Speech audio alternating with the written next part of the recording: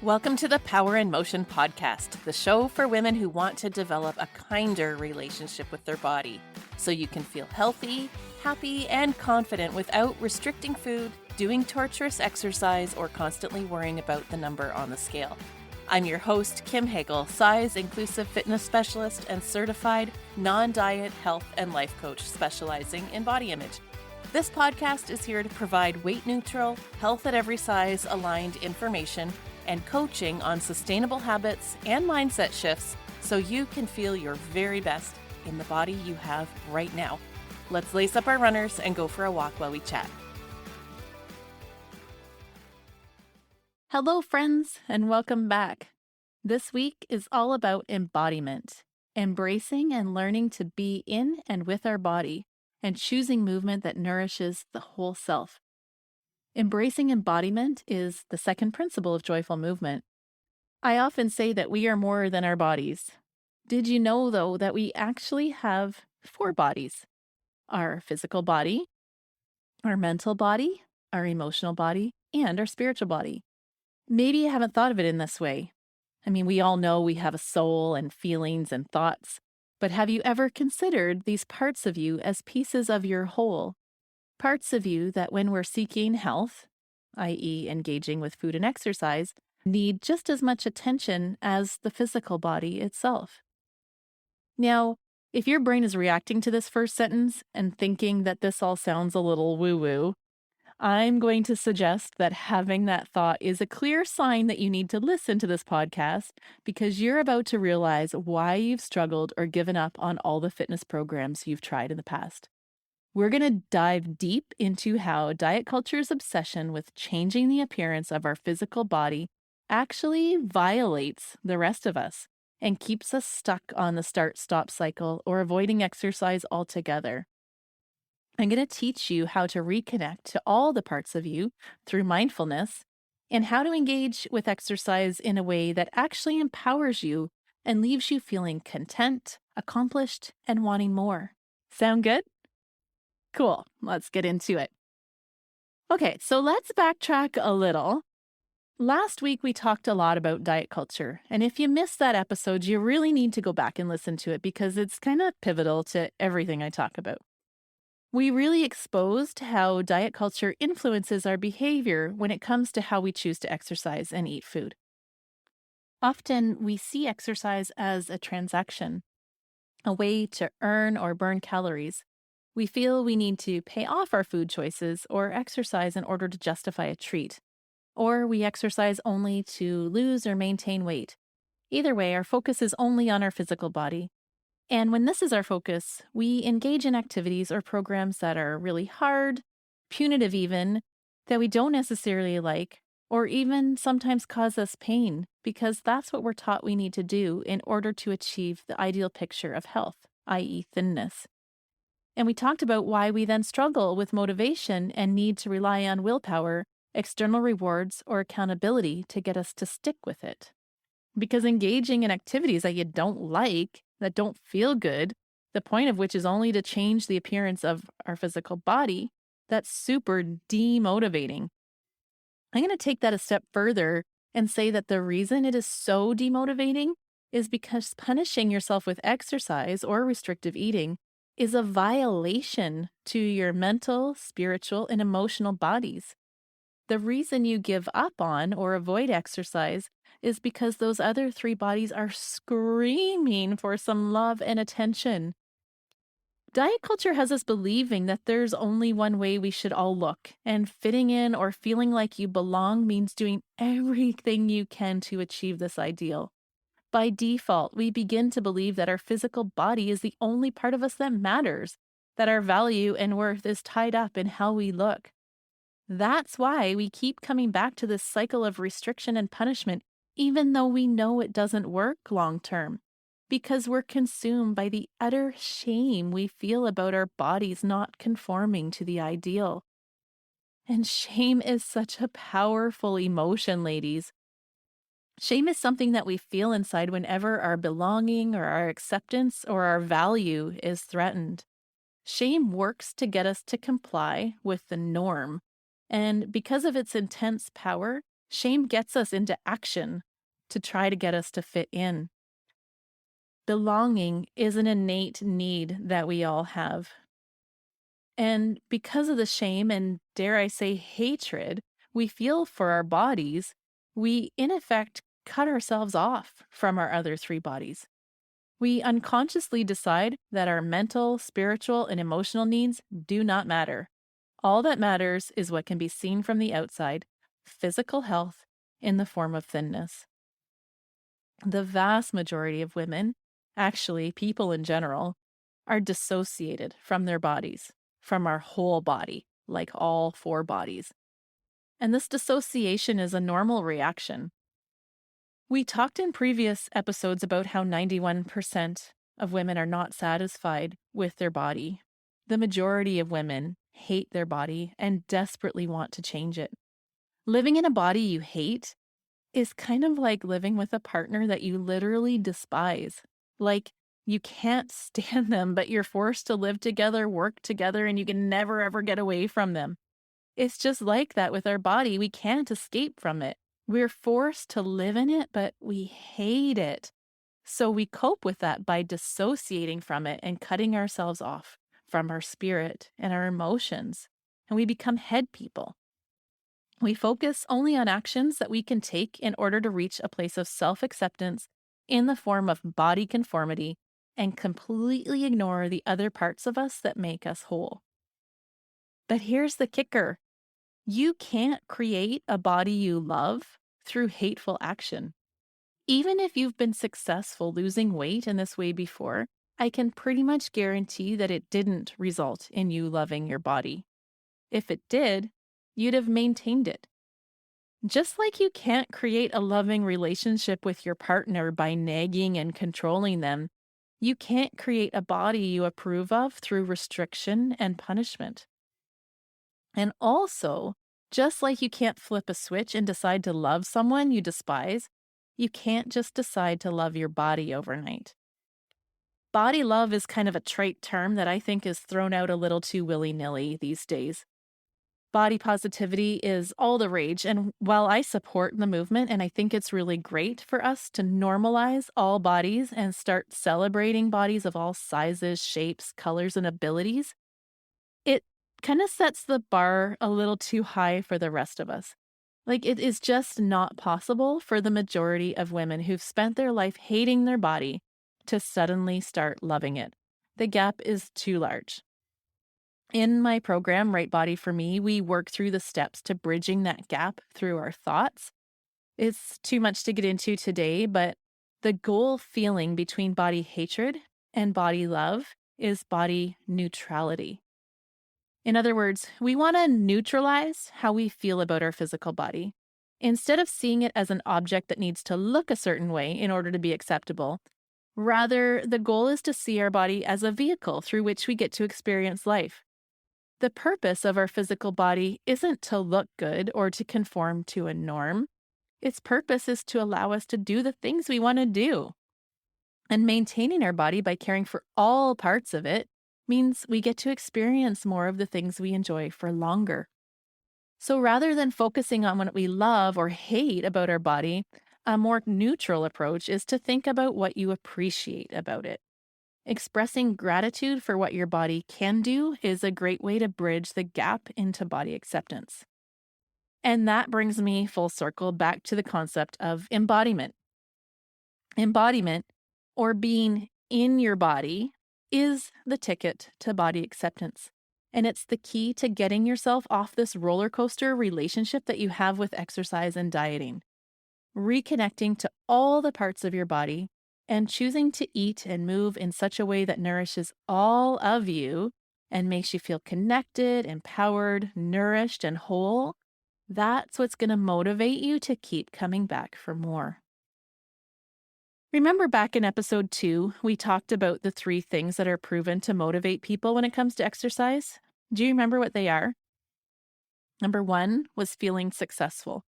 Number 2 was feeling like we have choices. And number 3 was feeling like we belong. We're a part of a community. Can you see now that these 3 things that are scientifically proven to motivate us actually have to do with honoring our spiritual, mental, and emotional needs. Feeling successful or accomplished, empowered, and capable, that fills our emotional tank. Having choices, that's our mental body. Knowing what we like and what we don't, and being able to choose whether we participate, honors this part of ourself. And when we feel like we belong, we're part of a community, that fills our spiritual need. Every human has an innate need to belong, and we want to feel accepted for who we are as a person, not for how we look. Finding your people who accept you as you are without any expectation that you'll change feeds a deep need within our soul. And when it comes to our physical body, we learned in episode 2 that the only factor there that motivates us is seeing an improvement in our actual health. Like actually seeing your activities of daily living become easier or seeing your blood work improve. Weight loss and those kinds of physical changes are not motivating. Therefore, honoring your physical body means focusing on how your body feels, not how it looks. So, how do we begin this process of embodiment? Well, the first step is awareness. Just acknowledging that you have 4 bodies and that they are important to you is a great place to start. Number 2, start practicing body neutrality. When you hear yourself hating on your body, try and catch it and replace the mean thought with appreciation or gratitude. Number 3, start thinking of your body as your friend. Consider ways that you can nurture your relationship with yourself. Choose to treat your body with respect when you're exercising or you're eating. Think about what you enjoy doing, what fills your cup, where do you most feel like you belong, and what makes you feel strong and empowered. Say yes to things that nourish you and no to anything that feels like punishment. And number 4, most importantly, we want to practice being in our body more. This is the big one. So, being in tune with all the parts of your 4 bodies requires spending time connecting to your body and noticing how we feel moment to moment so that we can make the most respectful choice for ourselves. When I'm teaching my fitness classes, I always start with a body scan and some breath work as we begin to move through some gentle mobility to help us connect with our body before we start to exercise. It's a great way to check in and notice how we're really feeling and to set an intention for ourselves in our workout. So I'm actually going to run you through this mindfulness exercise called the body scan right now. So if you're home and sitting somewhere where you can close your eyes for a couple of minutes, you can follow along with me as I guide you through this body scan. But if you're driving or walking, just stay safe and you can come back to do this later. So I want you to get comfortable where you're sitting. Feel yourself grounded in your chair. And I just want you to sit tall and close your eyes and start taking some slow, deep breaths in and out through your nose. And with every exhale, just allow yourself to land deeper into your chair. Feel more and more present in this moment, right here, right now.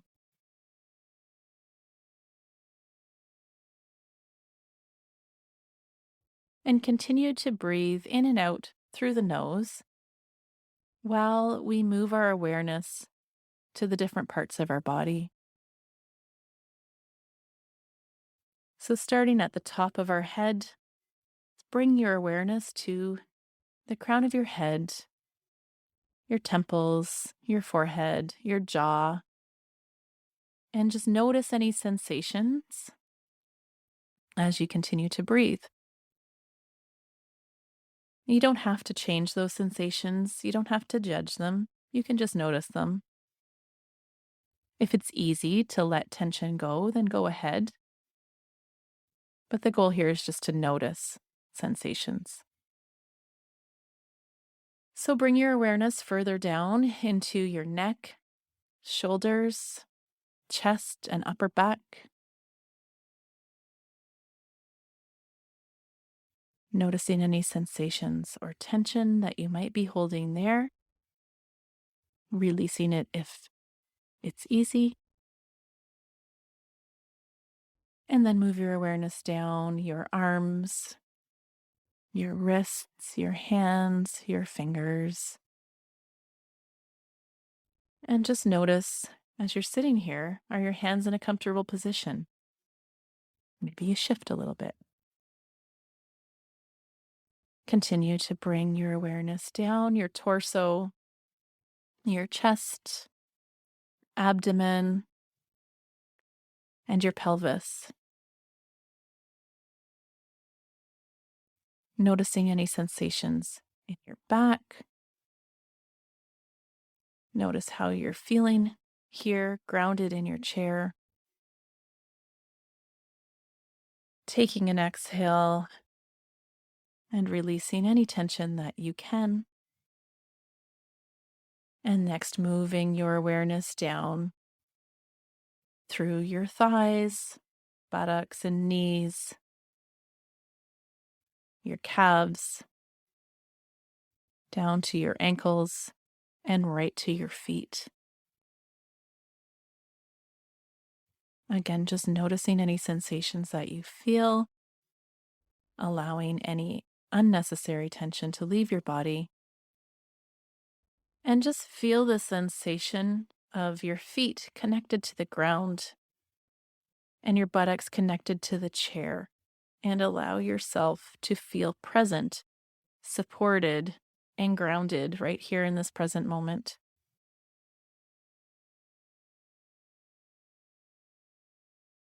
And now, from this place of presence and groundedness, take a couple more deep breaths in through the nose and out through the nose. Just inhaling all the good feelings, all the support from the earth underneath you, allowing that to flow through your body, and exhaling any sensations or feelings that don't serve you here in this moment.